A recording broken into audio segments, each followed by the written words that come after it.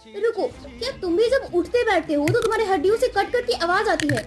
और अगर आती है तो इसे इग्नोर मत करना, बहुत खतरनाक हो सकता है ये। देखो, ये तो तुम्हें पता होगा कि जब भी हमारे बॉडी में कैल्शियम की कमी होती है तो हमारे बोन्स से आवाज आने लगती है, लेकिन इसको ज्यादा टाइम तक इग्नोर मत करना, नहीं तो आपको अर्थराइटिस की समस्या भी हो सकती है। और ये जो तुम दुकान पर से कैल्शियम की गोलियों पर अपने पैसे खर्च करते हो ना, उसको बंद करो। बाकी कैल्शियम की कमी को पूरा करने के लिए मिल्क प्रोडक्ट या फिर पीनट बटर को आप अपने डाइट में ऐड कर सकते हो। कैल्शियम की कमी को पूरा करने के लिए सबसे असरदार तरीका पता है क्या है? एक चुटकी चूना दही में मिलाकर ब्रेकफास्ट से पहले ले लो। 2-3 महीने के बाद आप खुद हैरान हो जाओगे कि आपके बोन से कट की आवाज आ ही नहीं रही है, मतलब बिल्कुल बंद हो गई। चूना बहुत इफेक्टिव होता है। वैसे तो आपको किराने की दुकान पर मिल जाएगी, नहीं तो पान का दुकान तो तुम जानते ही होगे।